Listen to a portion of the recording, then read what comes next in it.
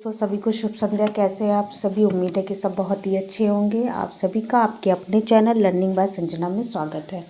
इस समय शाम को 7 बजे हम लोगों का यूरोपीय चित्रकला चल रहा है, जिसके अंतर्गत आज हम लोग पार्ट 4 देखेंगे। पार्ट क्या है, चल के नहीं रहा, 1 मिनट। जिसके अंतर्गत आज हम लोग पार्ट 4 देखेंगे। इसके अंतर्गत देखेंगे यूरोपीय मध्यकालीन कला। क्या देखेंगे? यूरोपीय मध्यकालीन कला। और यूरोपीय मध्यकालीन कला के अंतर्गत आरंभिक ईसाई कला, बाइजेंटाइन कला, रोमनस कला और गोथिक कला के बारे में चर्चा करेंगे। ठीक है, तो चलिए स्टार्ट करते हैं। सबसे पहले हम लोग क्या देखेंगे? आरंभिक ईसाई कला। सबसे पहले आरंभिक ईसाई कला। तो ईसाई कला की सर्वाधिक उन्नति किस शासक के समय हुई? तो जस्टिनियन के समय हुई। किसके समय? जस्टिनियन के समय। ठीक है, ये देखिए, ये है नूह अर्क में प्रार्थना करते हुए। कौन? नूह अर्क में प्रार्थना करते हुए।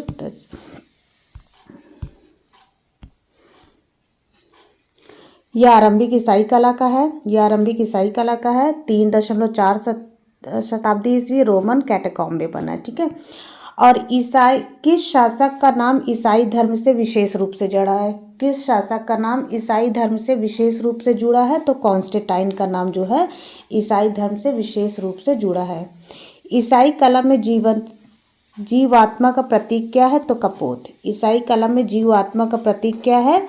तो कपोत। जीवात्मा का प्रतीक कपोत किसमें है? ईसाई कला में। ठीक है, आरंभिक ईसाई कला के उदाहरण किस प्रकार के हैं? तो आरंभिक ईसाई कला के उदाहरण जो है वो है भूमिगत समाधि गृहों की दीवारों तथा शवपेटिकाओं के चित्रण के रूप में। ठीक है, आरंभिक ईसाई कला के उदाहरण हमें समाधि गृहों की दीवारों तथा शवपेटिकाओं के चित्रण के रूप में देखने को प्राप्त होती है।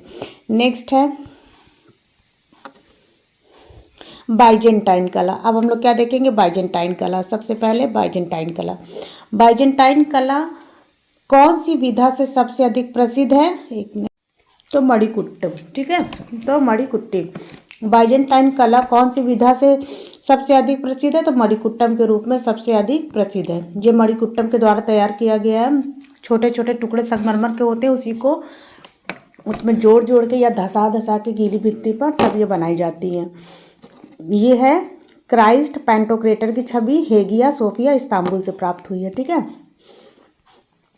बाइजेंटाइन युग में आकृति विरोधी शासक कौन था? कौन सा शासक ऐसा था जो आकृति विरोधी था? तो लियो तृतीय तथा याजिद द्वितीय। कौन? लियो तृतीय तथा याजिद द्वितीय, ये बाइजेंटाइन युग में आकृति विरोधी शासक थे। नेक्स्ट है, इस शासक ने बाइजेंटाइन चित्रकला और मूर्ति कला पर बनाना रोक लगा दिया था। किसने? लियो तृतीय ने। लियो तृतीय ने बाइजेंटाइन टाइम में चित्रकला और मूर्ति कला इन दोनों को बनाने पर रोक लगा दिया था। कला में आकृतियों के चित्रण का निषेध किसमें किया गया है? तो बाइजेंटाइन कला में। बाइजेंटाइन कला में। बाइजेंटाइन कला में आकृति विरोधी प्रवृत्ति कब से कब तक चली? तो 726 से 843 ईस्वी तक आकृति विरोधी प्रवृत्ति चली थी। कब? बाइजेंटाइन कला में। बाइजेंटाइन कला का प्रथम स्वर्णिम युग किसके समय था? तो जस्टिनियन के समय प्रथम स्वर्णिम युग था। फिर नेक्स्ट है, ईसाई प्रार्थना गृहों की वेदी पर कौन सी आकृति अधिकांश स्थापित की गई है? तो ईसा की सूली। कौन सी? ईसा की सूली। बाइजेंटाइन प्रार्थना गृहों का पूर्ण विकास किस रूप में हुआ है? तो क्रॉस आधारित, ये क्रॉस इन लोगों का था ना, क्रॉस आधारित भूविन्यास। बाइजेंटाइन प्रार्थना गृहों का पूर्ण विकास किस रूप में हुआ है? तो क्रॉस आधारित भूविन्यास के रूप में। ठीक है, सॉरी। बाइजेंटाइन मूर्ति शिल्प पर किस शैली का विशेष प्रभाव रहा? तो हेलेनिस्टिक कला का विशेष प्रभाव था। किस पे? बाइजेंटाइन मूर्ति शिल्प पर। नेक्स्ट है, रोम की लुप्त होती हुई सभ्यता में से किस धर्म का प्रादुर्भाव हुआ? तो ईसाई धर्म का। रोम की लुप्त होती हुई सभ्यता में किस धर्म का प्रादुर्भाव हुआ था? तो ईसाई धर्म का। नेक्स्ट देखेंगे, प्रतिमा कृतियां यानी आइकन्स का संबंध विशेष रूप से किससे है? तो काष्ठ तथा हाथी दांत के फलकों से। प्रतिमा आकृतियां आइकॉन्स का संबंध विशेष रूप से किससे है? तो काष्ठ तथा हाथी दांत फलकों से है। नेक्स्ट है बाइजेंटाइन अलंकरणों में सबसे अधिक अमूर्त सजावट किससे की गई है? तो कूफी लिपि से की गई है। किससे? कूफी लिपि से की गई है। नेक्स्ट है ईसाई धर्म में मयूर किसका प्रतीक है? ईसाई धर्म में मयूर किसका प्रतीक है? तो ईसा मसीह के अमरत्व का प्रतीक क्या है? मयूर। नेक्स्ट है कारोलिंजियन। कारोलिंजियन पुनरुत्थान किससे संबंधित है? तो ये पुस्तक चित्रण से। पुस्तक चित्रण का संबंध कारोलिंजियन पुनरुत्थान से है। ठीक है। इटैलो क्रीटन शैली कहाँ उत्पन्न हुई थी? तो ये क्रीट में उत्पन्न हुई थी। इटैलो क्रीटन शैली कहाँ उत्पन्न हुई थी? तो ये क्रीट में उत्पन्न हुई थी। और बाइजेंटाइन कला की विशेषता है क्या है? तो मोज़ैक भित्ति चित्रण। नेक्स्ट है सेंट वसील का गिरजा कहाँ है? तो मास्को रूस में। कहाँ है? मास्को रूस में है। और बाइजेंटाइन कला में हम पीला रंग किसका प्रतीक मानते हैं? तो स्वर्ग का प्रतीक कौन सा रंग होता है? पीला रंग होता है। बाइजेंटाइन कला में मणिकुट्टिम कार्य की चरम उन्नति किस चर्च में हुई? तो सन वाइटेल में। सन वाइटेल में मणिकुट्टम कार्य की चरम उन्नति बाइजेंटाइन काल में हुई। नेक्स्ट है सम्राट जस्टिनियन द्वारा रेवेन्ना इटली के सान वाइटेल चर्च में मणिकुट्टिम का कार्य कब से कब तक रहा? तो 546 से 548 ईस्वी के मध्य। नेक्स्ट है बाइजेंटाइन कला की श्रेष्ठ दूसरी बड़ी इमारत है। दूसरी बड़ी इमारत तो हेगिया सोफिया गिरजाघर जो कि इस्तांबुल टर्की में है। नेक्स्ट है मणिकुट्टम पद्धति में किस वस्तु का प्रयोग किया गया है? तो मणिकुट्टम में हम किसका प्रयोग करते हैं? तो संगमरमर के टुकड़े का प्रयोग मणिकुट्टम में करते हैं। ठीक है। संगमरमर के अलावा कांच के रंगीन टुकड़ों की चित्रकारी किस कला में की गई है? तो बाइजेंटाइन कला में। नेक्स्ट है बाइजेंटाइन कलाकारों के द्वारा निम्न में से किस प्रकार की विषय वस्तु चित्र हेतु चुनी गई थी? बाइजेंटाइन कलाकारों द्वारा चित्र हेतु कौन सी विषय वस्तु चुनी गई थी? तो धार्मिक। कौन सी? धार्मिक। बाइजेंटाइन कला में छतों और दीवारों को किस विधि से अलंकृत किया गया है? तो मणिकुट्टिम विधि से अलंकृत किया गया है। फिर बाइजेंटाइन के बाद दूसरी कला हम लोग कौन से देखेंगे? बाइजेंटाइन के बाद दूसरी कला आ जाती है रोमनस कला। कौन सी? रोमनस कला। और इसका प्रमुख केंद्र कौन था? फ्रांस। यानी फ्रांस जाने से मत रोको। ठीक है। नेक्स्ट है फ्रांस के 11वीं शती की पुनरुत्थान कला को क्या कहते हैं? तो रोमनस कला कहते हैं। रोमनस कला का टाइम क्या है? 11वीं शती। तो फ्रांस में 11वीं शती की पुनरुत्थान कला को किस नाम से जानते हैं? तो रोमनस कला के नाम से जानते हैं। और रोमनस भित्ति चित्रण पद्धति को क्या कहते हैं? तो इसको रैपिड फ्रेस्को कहते हैं। रोमनस भित्ति चित्रण पद्धति को क्या कहा जाता है? तो रैपिड फ्रेस्को कहा जाता है। और रोमनस कला का सिस्टाइन चैपल किसे कहते हैं? रोमनस कला का सिस्टाइन चैपल किसे कहते हैं? तो फ्रांस में स्थित पोइतु के बेनेडिक्टाइन चर्च को सिस्टाइन चैपल कहते हैं। कहाँ की? रोमनस की। रोमनस कला का सिस्टाइन चैपल फ्रांस में स्थित पोइतु के बेनेडिक्टाइन चर्च को कहते हैं।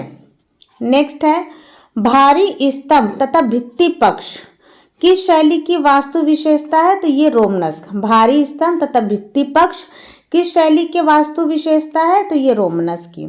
रोमनस कला का कौन सा रूप महत्वपूर्ण है? तो द्वार तोरण।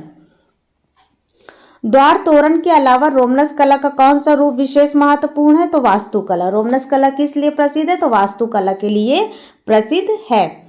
नेक्स्ट है रोमनस मूर्ति कला का उपयोग किस प्रकार किया गया है? तो रोमनस कला में मानव आकृतियां, पशुओं, पक्षियों, वानस्पतिक आकृतियों तथा मिथकीय जीवों, अलंकारिक आकृतियों से भवनों के सभी स्थानों को अलंकृत किया गया है। ठीक है। बाइजेंटाइन कला, रोमन कला, रोमनस कला, उसके बाद हम लोग क्या देखेंगे? गोथिक कला। क्या है? गोथिक कला। सबसे पहले बाइजेंटाइन, फिर रोमनस, उसके बाद गोथिक। गोथिक शैली का आरंभ कब और कहाँ हुआ था? तो 12वीं शती में फ्रांस में हुआ था। और रोमनस का कब हुआ था? तो 11वीं शती में। नेक्स्ट है गोथिक शैली किस कला के रूप में मुख्यतः संबंधित है? तो ये वास्तुकला के रूप में संबंधित है। द वेस्टर्न रॉय पोर्टल 8 ये चार्टेस कैथेड्रल में बना है, 1145 ईस्वी का है, गोथिक कला का है। नेक्स्ट है गोथिक दरवाजे तथा खिड़कियां किस आकार के होते थे? तो ये लंबे होते थे। किस आकार के होते थे? लंबे लंबे होते थे। गोथिक दरवाजे तथा खिड़कियों के शीर्ष का भाग कैसा होता था? तो नुकीला होता था, बताया ना, नुकीला होता था। गोथिक चित्र शैली की मुख्य विशेषता क्या थी? तो रंजित कांच की खिड़कियां यानी स्टेन ग्लास विंडो। ये किसकी मुख्य विशेषता थी? तो गोथिक की। क्या?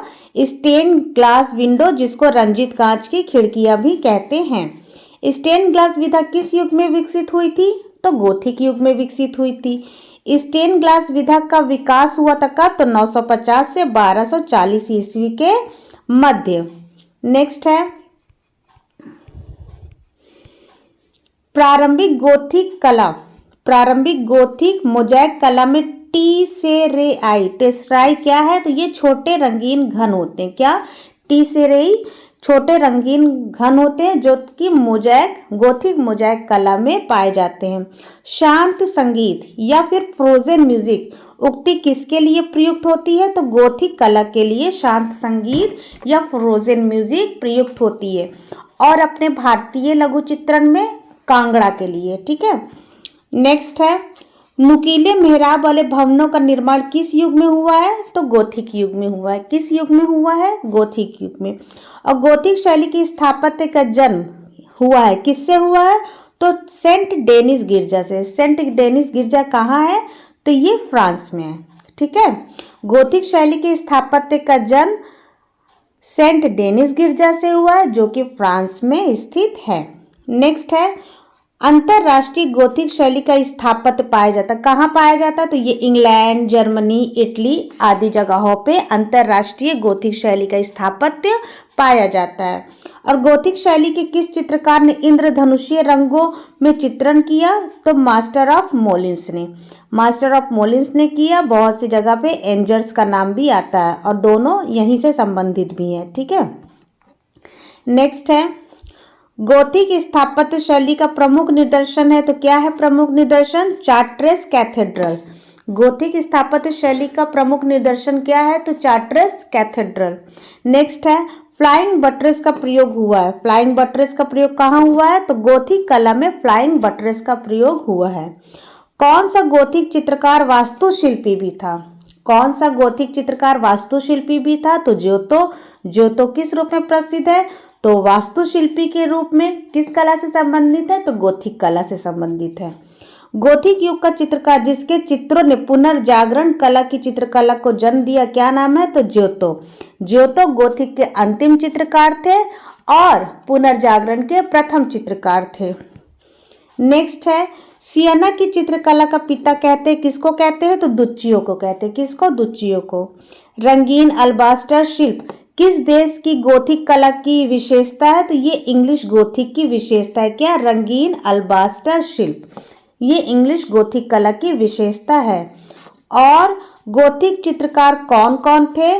तो ज्योतो, सीमाबुए, साइमोन मार्तिनी, दुच्चियो, आंद्रिया आर्केना ये गोथिक चित्रकार थे। क्या नाम था?